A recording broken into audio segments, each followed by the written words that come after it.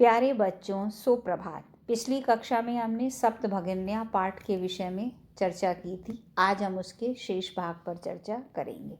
पढ़ते थे कि इसमें क्या विशेषता है। उसके आगे में अध्यापिका बताती हैं, नूनम अस्ति एवं, हाँ विशेष ही है। पर्वत वृक्ष पुष्प प्रभृति भी प्राकृतिक संपत्ति भी सुसमृद्धानि सन्ति इमानि राज्यानि। पर्वत, पेड़, फूल आदि प्राकृतिक संपदाओं से समृद्ध ये सारे राज्य हैं। भारत वृक्षे च पुष्प स्तंभक सदृशानि विराजिते तानि। भारत रूपी वृक्ष को, जैसे भारत को एक वृक्ष का रूप दिया, तो भारत रूपी वृक्ष पर ये फूलों के गुच्छों के समान ये राज्य सुशोभित होते हैं। जैसे पेड़ पर फूलों के गुच्छे सुशोभित होते हैं, जैसे भारत रूपी वृक्ष है तो उस पर ये राज्य फूलों के गुच्छे के समय सुशोभित होते हैं। भवती, अच्छा। गृहे यदा, राजीव कहता है, गृहे यदा सर्वाधिका रम्या मनोरमा च भगिनी भवती। घर में जैसे सबसे सुंदर और मनोरम बहन होती है, तथैव भारत गृहे अपि सर्वाधिका रम्या इमा सप्त भगिन्या सन्ति। उसी प्रकार भारत रूपी घर पर ये सबसे अधिक सुंदर ये 7 बहनें हैं। मनस्यागतः ते इयं भावना परम कल्याणकारी परम सर्वे न तथा अवगच्छन्ति। ते मनस्यागता, तुम्हारे मन में ये आई भावना बहुत ही कल्याणकारी है। जैसे उसने कहा कि घर में बहन सबसे अधिक सुंदर और रमणीय होती है, तो वैसे ही भारत रूपी घर में ये बहनें हैं, तो उनका तुम्हारे मन में जो ये भावना आई है ये बहुत ही परम कल्याणकारी है। परम सर्वे न तथा, परंतु सब लोग इसे नहीं जानते हैं। अस्ति तावत एतेषां विषये कश्चित् वैशिष्ट्यम अपि कथनीयम्। इसलिए इनके विषय में कुछ और भी विशिष्टता कहनी चाहिए। कैसे? सवहित मनसा शृण्वत, बहुत ही अपने ध्यान से इसे सुनो। जनजाति बहुल प्रदेशो अयम अस्ति। ये जनजातियों की अधिकता वाला बहुत ही प्रदेश है। जनजातियों मतलब इनके अंदर बहुत ही अनेक जाति वाले लोग रहते हैं। जैसे कौन कौन सी जातियां हैं? गारो, खासी, नगा, मिजो प्रभृतिया वहवा जनजाति नाम अत्र निवसन्ति। गारो, खासी, नग और मिजो आदि अनेक बहुत सी जनजातियां यहाँ पर रहती हैं। शरीरेण ऊर्जस्विना, शरीर से ऊर्जावान, एतत् प्रदेशिका बहुभाषी समन्विता।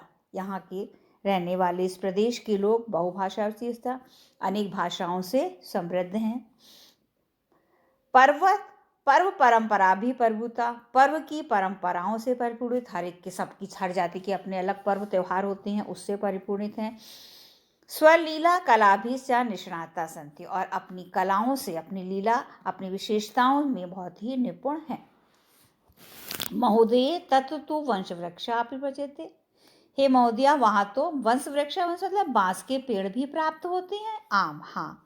प्रदेशो अयम हस्तशिल्पानां बाहुल्यम वर्तते। अस्मिन् प्रदेशे, प्रदेशे अस्मिन् मतलब अस्मिन् प्रदेश, इस प्रदेश में हस्तशिल्पियों की बहुत ही अधिकता है।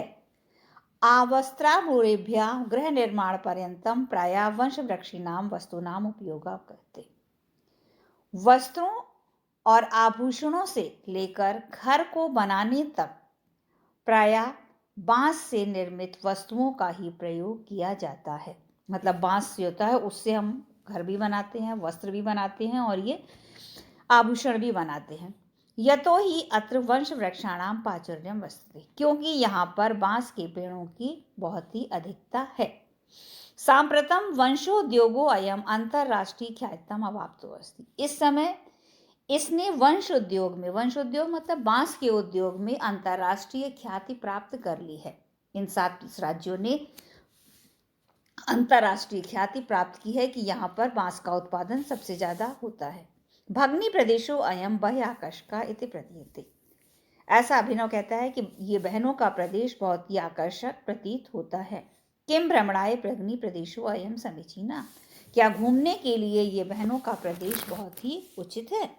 सभी छात्र उच्च जोर से। महोदय, आगामी अवकाशे वयम तत्रैव गन्तुम इच्छामः।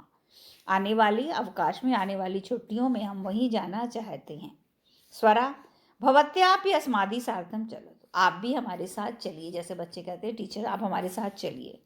अध्यापिका, रोचतो में अयम विचारा, मुझे तुम्हारा विचार अच्छा लगा। एतानि राज्यानि तो भ्रमणार्थम स्वर्ग सदृशानि सन्ति। इन राज्यों में भ्रमण करना या घूमना तो स्वर्ग के समान है, कि जैसे हम स्वर्ग में भ्रमण कर रहे हैं। एक बार फिर से देखते हैं। नूनम अस्ति एव, निश्चय ही है, पहाड़, पेड़, फूल आदि की प्राकृतिक संपदाओं से समृद्ध ये राज्य हैं। भारत रूपी वृक्ष पर फूलों के गुच्छे के समान ये राज्य सुशोभित होते हैं।